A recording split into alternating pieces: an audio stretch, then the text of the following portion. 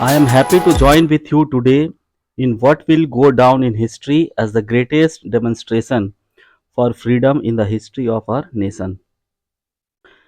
Martin Luther कह रहे हैं कि I am happy to join with you today, मतलब मुझे आज आपके साथ शामिल होकर के, मार्टिन लूथर जो आज 2.5 लाख की भीड़ के साथ शामिल हुए हैं, उनको खुशी हो रही है, जो कि हमारे देश के इतिहास में है ना, in the history of our nation, हमारे देश के इतिहास में स्वतंत्रता के लिए सबसे महान प्रदर्शन के रूप में जाना जाएगा। ग्रेटेस्ट डेमोन्स्ट्रेशन, ग्रेटेस्ट मतलब सबसे बड़ा, सबसे महान, और डेमोन्स्ट्रेशन का मतलब है प्रदर्शन।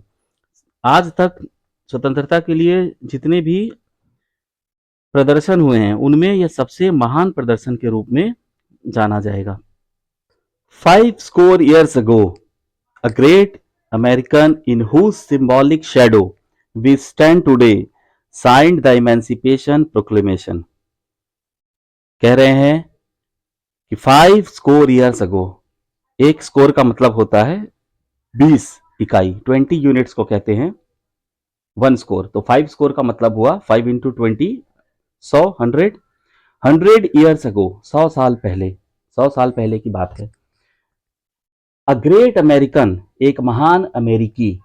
कौन है वो महान अमेरिकी? यहां अब्राहम लिंकन के बारे में बात किया जा रहा है। अब्राहम लिंकन को कहा जा रहा है a great American in whose symbolic shadow, जिसकी प्रतीकात्मक छाया में वी स्टैंड टुडे, आज हम सब खड़े हैं।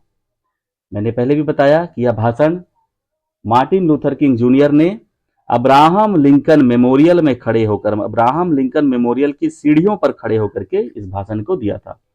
और यह Abraham Lincoln memorial Abraham Lincoln के याद में बनाया गया है। चूंकि यह उनके याद में बनाया गया है, तो इसलिए उनकी प्रतीकात्मक छाया में खड़े होकर यहाँ कहा जा रहा है।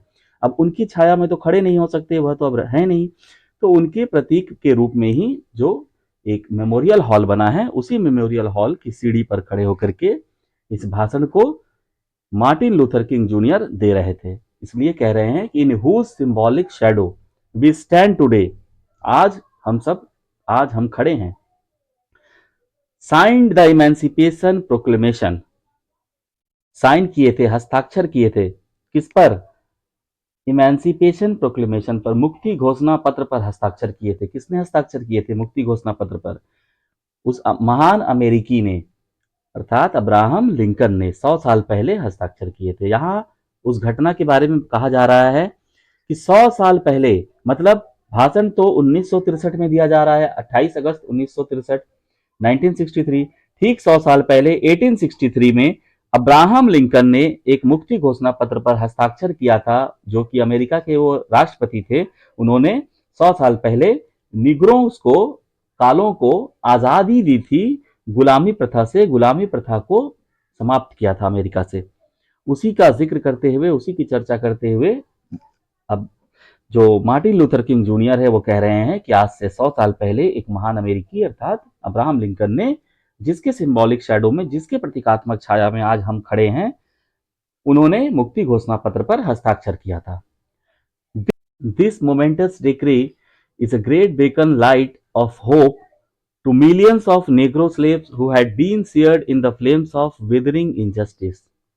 यहाँ थोड़ा शब्द जो है वह, यह भाषण इसलिए भी पढ़ते हैं ना कि भाषण बहुत ही प्रभावशाली है। इसकी जो भाषा है वह बहुत प्रभावशाली है, इसीलिए एक एक शब्द को बहुत ही अच्छे से हम लोग समझेंगे। भारी भरकम शब्द को देखकर घबराना नहीं है। दिस मोमेंटस डिक्री, यह जो महत्वपूर्ण आदेश है, वह एक बेकन लाइट की तरह है। बेकन लाइट हम लोग कहते हैं, जो बेकन लाइट का जो लिटरल मीनिंग होता है ना, कि जो सिग्नल के तौर पर जो लाइट को हम लोग इस्तेमाल करते हैं, या वार्निंग के तौर पर, है ना, जैसे लाइट हाउस वगैरह में, टावर में कैसे लाइट लगा रहता है किसी जहाज को दिशा दिखाने के लिए, उसका मार्गदर्शन करने के लिए कि इधर जाना है, इस तरफ नहीं जाना है, खतरा है, इस तरह से। तो मार्गदर्शन करने के लिए जो लाइट का इस्तेमाल होता है, यहाँ कह रहे हैं कि जिस महत्वपूर्ण आदेश, जिस मुक्ति घोषणा पत्र पर उन्होंने हस्ताक्षर किया था,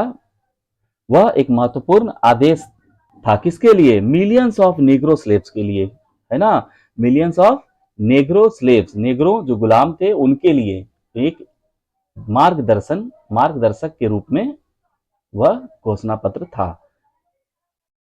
who had been seared in the flames of withering injustice, जो कि सीयर्ड का मतलब यहां होता है झुलस गए थे। सीयर्ड का मतलब है जल जाना, जल कर झुलस जाना। किस चीज में जले थे? तो कोई किसी आग में नहीं। ये कहने का एक ढंग है कि झुलस गए थे। किसमें झुलस गए थे? फ्लेम्स ऑफ विदरिंग इनजस्टिस, मतलब मुरझा दिए जाने वाले, कुम्हला दिए जाने वाले। जैसे कोई चीज जल जाता है आग में तो कुम्हला जाता है, मुरझा जाता है, उसी तरह से इनजस्टिस का मतलब अन्याय। तो विदरिंग अनजस्टिस, मुरझा देने वाले जो अन्याय थे, जो गुलामी प्रथा था ना, वो कैसा था? वह बहुत ही क्रूर था। कह रहे हैं कि उसकी आग में, यह जो अन्याय था, जो क्रूर प्रथा था, गुलामी प्रथा, इसके आग में जो झुलस गए थे जो नेग्रोस, उनके लिए यह जो घोषणा पत्र था, यह जो महत्वपूर्ण आदेश था, यह एक बेकन लाइट की तरह था, ऑफ होप, है ना, आशा के किरण की तरह था। हम लोग जैसे हिंदी में कहते हैं आशा के किरण की तरह था। मतलब जब घोषणा पत्र को पर हस्ताक्षर किया जाता है, जब यह महत्वपूर्ण आदेश दिया जाता है कि गुलामी प्रथा को बंद किया जा रहा है, तो यह नेग्रोस जो गुलाम थे उनके लिए एक बहुत ही बड़ा आशा का किरण था। यही बात यहां पर मार्टिन लूथर किंग जूनियर कह रहे हैं। आगे कहते हैं कि it came as a joyous daybreak to end the long night of their captivity. देखिए ये जो आदेश था ना, वह एक डे ब्रेक की तरह आया था, जॉयस डे ब्रेक की तरह। जॉयस का मतलब होता है कि जॉय मतलब क्या होता है? खुशी, है ना। जॉयस का मतलब है खुशी प्रदान करने वाला। और डे ब्रेक का मतलब यहां पर है कि सुबह जब भोर होता है, तो सुबह सुबह जब भोर होता है ना, एकदम खुशी का सुबह, है ना, एक नया सुबह जिसको कहते हैं, वैसा बन करके आया। टू एंड द, खत्म करने के लिए, एक नया सुबह की तरह, खुशहाल खुशहाल सुबह की तरह आया नेग्रोस के जीवन में। समाप्त करने के लिए, किस चीज को समाप्त करने के लिए? लॉन्ग नाइट, लंबी रात को। कैसी लंबी रात? ऑफ देयर कैप्टिविटी, उनकी गुलामी की जो लंबी रात थी, उनकी गुलामी की लंबी रात को समाप्त करने के लिए यह आदेश एक खुशहाली भरा सुबह की तरह आया। बट 100 years लेटर, लेकिन मार्टिन लूथर कह रहे हैं कि लेकिन 100 साल के बाद भी the Negro still is not free, Negroes जो हैं वह आज भी आजाद नहीं है। 100 years later the life of the Negro is still badly crippled by the manacles of segregation and the chains of discrimination. कह रहे हैं कि 100 साल बाद भी नेग्रो आजाद नहीं है, आजाद नहीं हुए हैं। 100 साल बाद उस महत्वपूर्ण हस्ताक्षर, उस महत्वपूर्ण आदेश के आने के 100 साल बाद क्या हुआ है? नेग्रो आज भी बुरी तरह से, स्टिल बैडली, आज भी, अभी भी बुरी तरह से क्रिपेल्ड है। क्रिपेल्ड का मतलब अपंग कर देना, जैसे होता है किसी को, है ना, कुचल देना, अपंग कर देना। कैसे? By the manacles of segregation. Manacles का मतलब होता है बेड़ियां, और सिग्रीगेशन का मतलब अलगाव। अलगाव की बेड़ियों से आज भी वो लोग बुरी तरह से अपंग है। And the chains of discrimination, और डिस्क्रिमिनेशन का मतलब भेदभाव, और चेन्स का मतलब है यहाँ पर, चेन का मतलब भी आप समझ सकते हैं जंजीर, बेड़िया, है ना। कहने का एक लहजा है कि वो शब्द को बदल बदल कर मैनाकल्स मतलब भी बेड़िया, और चेन्स का मतलब भी वही, जैसे जंजीर, है ना। तो जैसे अगर हिंदी में कहें तो अलगाव की बेड़ियों और भेदभाव की जंजीरों से आज भी वे बुरी तरह से अपंग है। 100 years later the negro lives on a lonely island of poverty in the midst of a vast ocean of material prosperity. 100 साल बाद भी, 100 years later, the नेग्रोज life, Negro का जो जीवन है, on a lonely island of poverty. Lonely का मतलब है जो सुनसान हो, है ना, जहां कोई नहीं रहता, निर्जन, जैसे हम कह सकते हैं ना, निर्जन। तो लोनली आइलैंड की तरह। किसका आइलैंड? आइलैंड मीन द्वीप, और पॉवर्टी का मतलब गरीबी। गरीबी का द्वीप, सुनसान, निर्जन, गरीबी के द्वीप की तरह उनका जीवन है। In the midst of a vast ocean of material prosperity. इस बात को अच्छे से समझना है कि उनका जीवन, नेग्रोस का जो जीवन है, नेग्रोस जो है ना, उनका जीवन लोनली आइलैंड की तरह, जैसे आप द्वीप को देखते हैं ना, द्वीप कैसा होता है, चारों तरफ पानी से घिरा होता है और बीच में एक सुनसान निर्जन जो द्वीप होता है जिसमें कोई रहते नहीं है, ऐसा द्वीप की तरह नेग्रो का जीवन हो गया है। और चारों तरफ क्या है उसके, उनके जीवन के चारों तरफ इर्द गिर्द क्या है, vast ocean of material prosperity. मतलब कि जो संपन्नता का जो समुद्र है, अमीरी का, है ना, धन दौलत का, संपन्नता का, समृद्धि का जो समुद्र है उनके चारों तरफ तो है, लेकिन उनका जीवन गरीबी के द्वीप की तरह है। मतलब चारों तरफ जो है अमेरिका में अमीरी है, खुशहाली है, लेकिन नेगरों का जीवन लोनली आइलैंड की तरह है, गरीबी के द्वीप की तरह है। 100 years later, the Negro is still languished in the corners of American society and finds himself in the exile in his own land. 100 साल बाद नेग्रोस जो हैं कह रहे हैं कि इज स्टिल लैंग्वेज्ड। लैंग्वेज्ड का मतलब होता है किसी भी स्थान पर लंबे समय तक रहने के लिए या किसी अप्रिय स्थिति को लंबे समय तक बर्दाश्त करने के लिए जब विवश कर दिया जाता है किसी को, उसको कहते हैं लैंग्वेज्ड।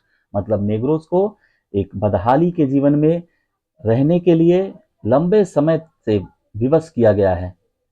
ऐसे हालात को बताने के लिए मार्टिन लूथर जी कह रहे हैं कि नेग्रो इज स्टिल लैंग्वेज्ड। 100 साल बाद, 100 साल पहले जब नेग्रोस को गुलामी से मुक्त किया गया था, आजाद किया गया था अब्राहम लिंकन के द्वारा, उसके 100 साल बाद भी वे बदहाली में ही रह रहे हैं। In the corners of American society, अमेरिकी समाज के कोने में। And finds himself in exile. Exile का मतलब होता है निर्वासित कर देना, जैसे निकाल दिया जाना, राज्य से खासकर निकाल देने को एग्जाइल कहते हैं। जैसे किसी के राज्य से किसी को निर्वासित कर दिया जाए, निकाल दिया जाए, तो हम कहते हैं एग्जाइल हो जाना।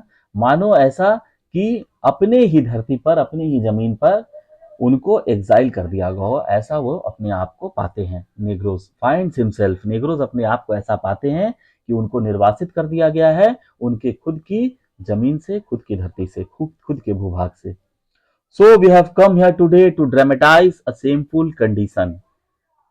मार्टिन लूथर जी कह रहे हैं तो हम लोग आज यहाँ आए हैं, एकत्रित हुए हैं, इकट्ठे हुए हैं ड्रामेटाइज करने के लिए इस शेमफुल कंडीशन को, इस शर्मनाक स्थिति को ड्रामेटाइज करने के लिए, प्रदर्शित करने के लिए, बताने के लिए सबको, है ना, हम लोग आज यहाँ पर इकट्ठे हुए हैं, आए हैं।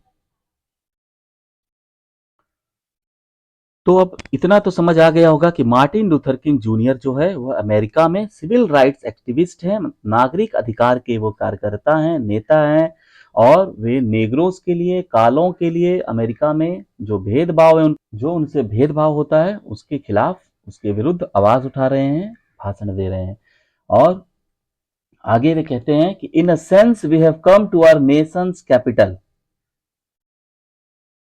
इन a sense we have come to our nation's capital to cash a check। एक तरह से हम अपने देश की राजधानी में एक चेक को भुनाने आए हैं। चेक जो बैंक में जो चेक इस्तेमाल होता है, चेक दिया जाता है किसी को, बैंक में जाने से वो कैश हो जाता है, उसके बाद भी आपको पैसा मिलता है, रुपया मिलता है। उसी उसी का उदाहरण देते हुए कह रहे हैं कि एक अपने राष्ट्र के, अपने देश की राजधानी में हम क्या करने आए हैं, हम यहाँ इकट्ठे हुए हैं एक चेक को भुनाने के लिए, उसको कैश करवाने के लिए। और वह चेक क्या है, ये कहने का एक ढंग है कि कोई चेक यहाँ नहीं है। चेक वो कह रहे हैं कि अब्राहम लिंकन जो कानून को पारित किए थे, Abraham Lincoln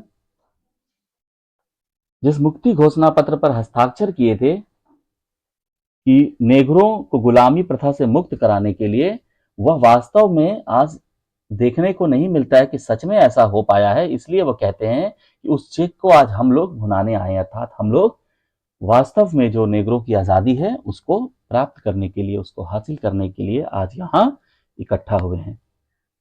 When the architects of our republic wrote the magnificent words of the Constitution and the Declaration of Independence. They were signing a promissory note to which every American was to fall higher. When the architects of our republic, जब हमारे गणतंत्र के निर्माताओं ने, है ना, architects बनाने वाले संविधान को, जो हमारे गणतंत्र को बनाने वाले थे, संविधान और स्वतंत्रता की घोषणा के शानदार शब्द जब लिखे थे, संविधान के मैग्निफिसेंट का मतलब शानदार, शानदार शब्दों को जब लिखे थे, डिक्लेरेशन ऑफ इंडिपेंडेंस का मतलब है ना स्वतंत्रता की घोषणा के शानदार शब्द को लिखे थे, संविधान के और स्वतंत्रता के घोषणा के शानदार शब्दों को जब वे लिखे थे, जिसका हर अमेरिकी को उत्तराधिकारी बनना था। हायर का मतलब है उत्तराधिकार, जिसका उत्तराधिकारी हर एक अमेरिकन को होना था, है ना। वो जो अधिकार दे रहे थे, जब अब्राहम लिंकन की गुलामी प्रथा से जब मुक्त किया जा रहा था, भेदभाव को समाप्त किया जा रहा था अमेरिका से, तो उसका उत्तराधिकार कौन हो रहा था, बनना था, किसको बनना था? हर एक अमेरिकी को बनना था, हर एक अमेरिका के नागरिक को बनना था। ऐसा नहीं था कि किसी को मिलना था वो अधिकार और किसी को नहीं, सबके लिए था वो अधिकार। इसीलिए कह रहे हैं जिसका उत्तराधिकारी हर एक अमेरिकन को बनना था। This note was a promise that all man, yes black man as well as, यहां होगा ना वी लिखा है, ठीक कर लेना, as well as white man would be guaranteed the unalienable rights of life. This note was a promise, यह note जो था क्या था, एक प्रॉमिस था, यह वचन पत्र जो था वह एक वादा था, है ना, कि सभी पुरुष, मतलब सभी व्यक्ति, यहाँ पर मैन का मतलब लिटरली पुरुष होगा, लेकिन यहाँ कहने का मतलब है सभी व्यक्ति, सभी लोग, है ना, पुरुष नारी सभी इसमें सम्मिलित हैं, सभी लोग, यस कह रहे हैं, हाँ सभी लोग, मतलब अपनी बात पर बल डालते हुए कह रहे हैं कि सभी लोग, हाँ, black man as well as white man, काले भी और गोरे भी, would be guaranteed the unalienable rights of life. unalienable rights of life का मतलब क्या है कि जिसको हम ऐसा, राइट्स का मतलब अधिकार, ऐसा अधिकार जो अविभाज्य हो, मतलब जिसको हम बांट नहीं सकते किसी में ना, कि इसको मिलेगा और उसको नहीं मिलेगा, सबके लिए था जो अधिकार। तो कह रहे हैं कि यह नोट जो था, यह वचन पत्र जो था, वह एक वादा था कि सभी लोगों को, हाँ, अश्वेतों को भी और श्वेतों को भी, मतलब अश्वेत मतलब काले लोग और श्वेत का मतलब गोरे लोगों को भी, यह जो था गारंटी था, वुड बी गारंटीड, है ना, गारंटी दी जाएगी इसके जरिए कि अविभाज्य अधिकारों की गारंटी, जीवन के, लिबर्टी मतलब स्वतंत्रता की, and the pursuit of happiness, और खुशी की खोज के, जो खुशी पाने का जो अधिकार है, वह सबको इक्वली, सबके लिए था, सबके लिए यह अधिकार था। It is obvious today that America has defaulted on this promissory note. कह रहे हैं कि आज यह स्पष्ट है ना, it is obvious today that America, कि अमेरिका ने इस वचन पत्र पर चूक की है, defaulted on this promissory note, चूक गया है अमेरिका इसे पूरा करने में। वो यह कह रहे हैं कि defaulted on this promissory note in so far